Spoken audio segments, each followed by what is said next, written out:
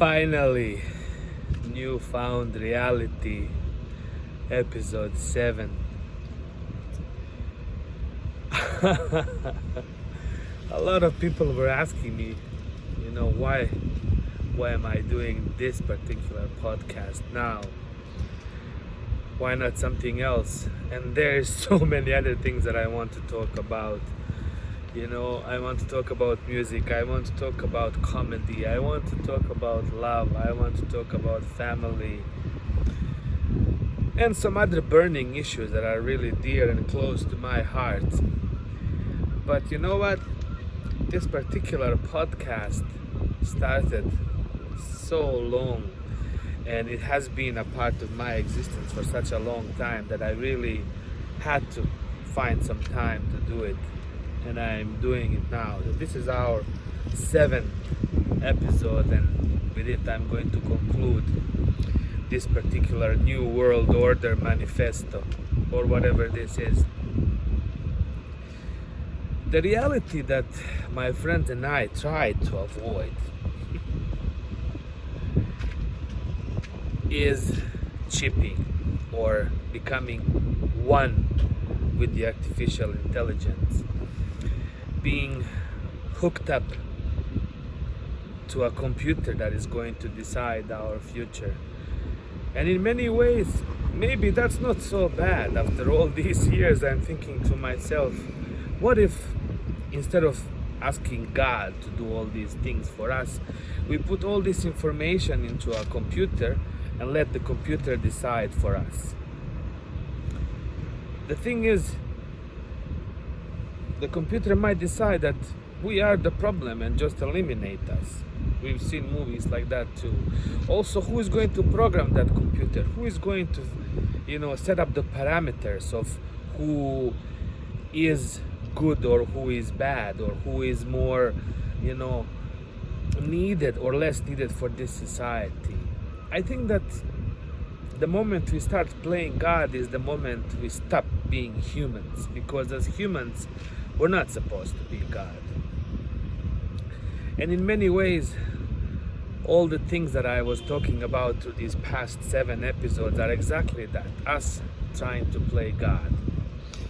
In order for us to legalize sex work, or to legalize love, or to monetize sex work and to monetize love, would be exactly that, trying to play God.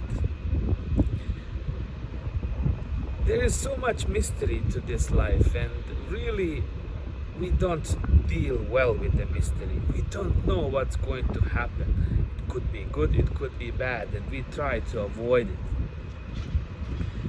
Some people try to avoid it more than others, and we do have a problem with control issues. I have that in myself, and I believe that if I have that problem, then pretty much every other human has it, because I am every man, I am every woman. And the control, or that need for control, comes from, experiencing these harsh conditions and wanting for them to never to happen again. This is why at some point we tried to control. Even back in the day when we were all equal, or we were all whatever we were, monkeys or Neanderthals or primitive humans, and then one person decided to accumulate more money than others so he can control the environment around himself and provide a better environment for their own children, and in that way creating inequality, because you wanting to have a better world for your child makes a worse world for somebody else's. Your happiness is always dependent on somebody's misery. So the more you push towards your side, the more of an imbalance you create on the other side. In reality, when you realize that we are all one and that every child belongs to us, is the moment you start abusing others. When you start treating others the way you would like to treat yourself, is the moment we find that happiness. And then we don't need to have legalized sex work in order to satisfy our needs. You recognize a need in another person and you try to fulfill it in the best possible way. But the other person has to be just as good as you are. Not wrapped or warped. However, we do have issues. We do have problems with our marriage units and family units, and it's not working out for us anymore. We need to rethink the way we are creating new families, and I have been talking about it for these past 7 episodes. We do need a more holistic, proactive approach. I am going to talk about how I lost my own family in one of the next podcast, and how much this new system that we have at place that is supposed to help us is actually not helping us, and it's creating more of a problem in the family and the marriage units and with the children and in society generally. But that's going to be an issue for my other podcast. I also talked about the need to abolish private property. We just have to share. We just have to share. There is no need for one person to have 50 homes. You cannot live in 50 homes. What is it, like Jay Leno has like 100 cars in his garage? Buddy, there must be a better way to spend your money. There must be a better way. And if you're spending your money accumulating old cars, while the rest of the world is suffering, then there's something really seriously wrong with you, man. Seriously. It's precisely that these kind of people should be considered for euthanasia and capital punishment. God forbid me for saying things like that. But if you're that selfish and that greedy, that you want everything to yourself, then you don't deserve to be in this planet, man. You don't deserve to share the same air I share, the same sky. The best things in life are free, man. Free. That's love. That's friendship. That's music that comes with hard work. That's people getting together playing football and having, a glass of cold water at the end of the day. You don't even have to have a beer. Those are the things worth fighting for. That's what humanity is all about. Sharing and caring and having fun together. What's the point of accumulating all this money to yourself? What are you going to do with it? Give it to your children? This is exactly what happens with, rich societies. Once they accumulate so much money, they pass it on to their children. Their children become douchebags. Pretty much. They become these horrible people. I mean, that's karma, that's dharma, that's the circle of life, Strong people create weak children, and weak children are not going to create anything good. I'm only speaking this because I've lived through all these experiences. I'm not passing judgment upon anyone. No one is really choosing how they will be born, whether they will be born rich or poor. But when you find yourself in situation to have more than you need, then you should share, rather than try to accumulate more and more and more. The reason why everything is happening to us is exactly that: profit. We have sold our soul to the devil a long time ago for money. Everything happens for money. Imagine being a single mother and having to use sex work to feed your child, and that happens. Imagine being a father and doing the same thing, living with a lady who has money just so you can support your own children or yourself. It's much easier, in any society one person cannot survive on his own. You need 2 individuals with 2 good salaries in order to provide housing, food, and then you can have children. So when the marriage falls apart, good luck. Whether you're a single father or single mother, you're screwed for the rest of your life. And my heart goes out to all the single parents, especially single mothers who have been left alone and left behind, unable to fulfill their own basic human needs, man. When I think of sex work, I think of these poor souls struggling day in and day out to provide for their children. Don't they need some sort of comfort too? Who's going to date them? Who's going to bring them flowers? Who's going to do things for them? They have to do everything on their own. They die for their children, they work, they also support themselves, and then we expect them to be somehow normal and healthy. Impossible, man. They're barely struggling to make their ends meet. And the same goes for single fathers or anybody, or even the parents, both parents, people that actually live together. It's not easy, man. It's really not easy. The system is just sucking our souls, man, completely.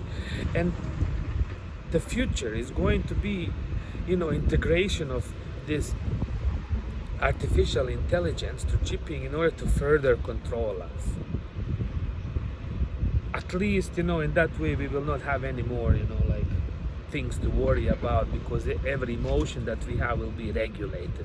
We'll constantly be happy through the use of frequency weapons and electromagnetical impulses, and we'll be just walking around and working 12 hours a day and going home happily. And you know what?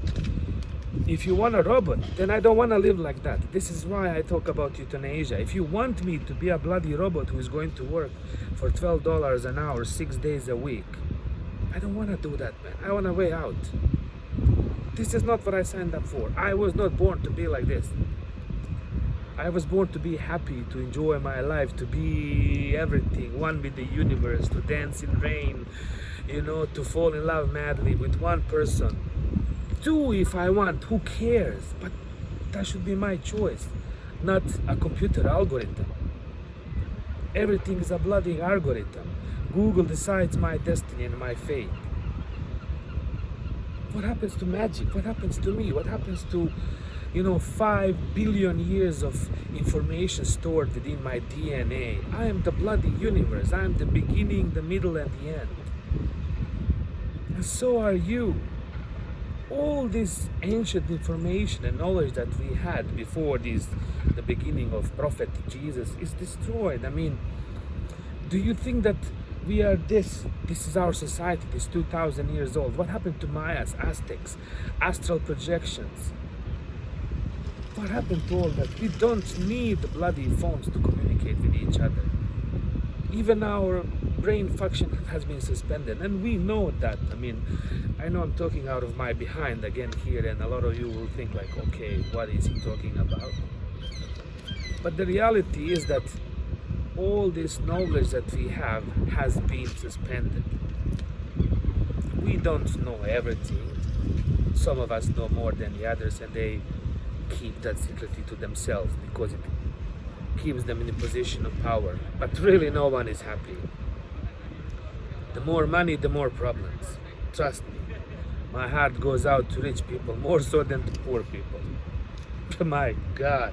They don't have a single honest friend. Everybody is there for them because they want something from them. Imagine living like that. If you're poor, at least somebody loves you because you're just an asshole. I'm sorry for using a crude language. Again, this podcast came out in 2019 when I first separated from my family, and even though I was a well-respected member of this society, I owned a restaurant, I had a home, I had so many people reaching out to me from these high-level positions. In the end, I ended up sharing a house with destitutes. We lived on Cabot Street in this crack house, what they call now. It's basically a home from which drugs were sold, and the lowest freaking drugs possible. The sex workers, what we call sex workers, are just basically these poor lost souls, these young girls that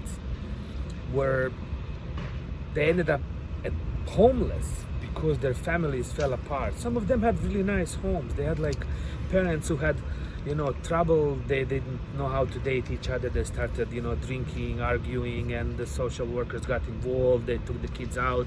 Kids went to a shelter, then to another shelter, then to another shelter. They got abused in the meantime by their foster families. Their families never got help. Father had to leave. Mother killed herself. This girl became a destitute. she didn't want to go back to those shelters or to their foster homes, so she ended up like selling herself or selling sexual services on the street.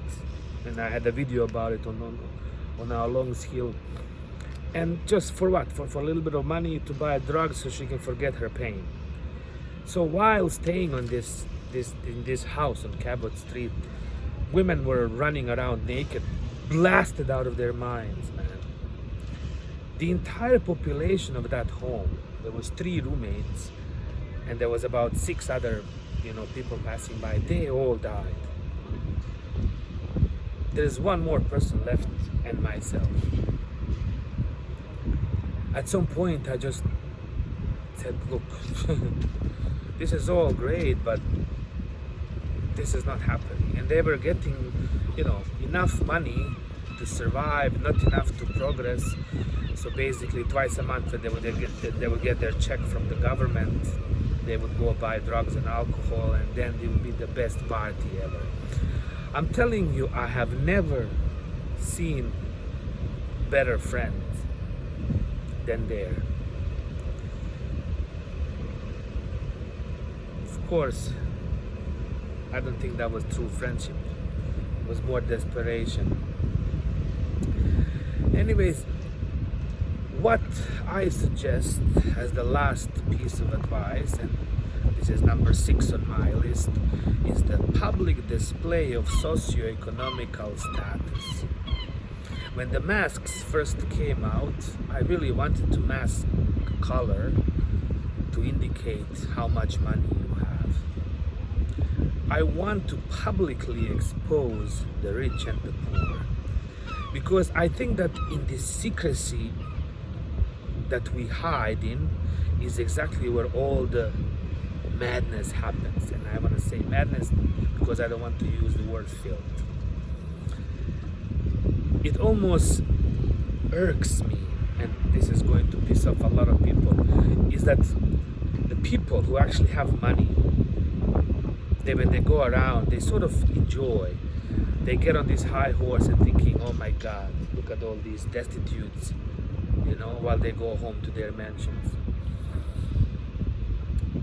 Dude. And you know what happens later? Karma happens to both. You cannot build your happiness on somebody's misery. It doesn't work. I've seen it all. I truly want to expose every single millionaire. I want them to walk around like Jewish people used to walk during the Second World War. Seriously, man. Completely radical idea. But the more money you have, different star you should wear, so people know exactly who you are. So that way, when you go to a bar to observe these poor destitutes entertaining you for $12 an hour, everybody should know who their owner is. But that's the thing, because the true owners of the world are hiding. They're hiding in secrecy, and I don't blame them. I'm not judging them. I'm not angry at them. I just think that we have to find a way out. So, my rich friends, if you want to be happy, it's time to come clean. Truly, man, save yourself and save your future generations, because this is gonna go on forever and forever and forever. Of course, they know more than we do, us poor folks, but believe me, sooner or later, and this is not me, this is just the universe role, and again, the principle of karma, which again they are able to avoid, because truly rich people do nothing. Just like the president of Serbia or president of Germany never killed a single person. Hitler never killed a single person, yet he was to be blamed for everything that happened. There's many ways that rich people can actually avoid their own karma, because they don't sell alcohol, they don't sell drugs, they just have companies that do it for them, which is why they have nothing in their own name. I feel scared to continue talking about these issues, because of course, just like everybody else, I can disappear immediately, and if I do, you know why I did. Nevertheless, public display of socioeconomical status should be a thing, and progressive pay scale. If you're rich, you pay for a beer $10,000, and if you're poor, you get it for free. As simple as that.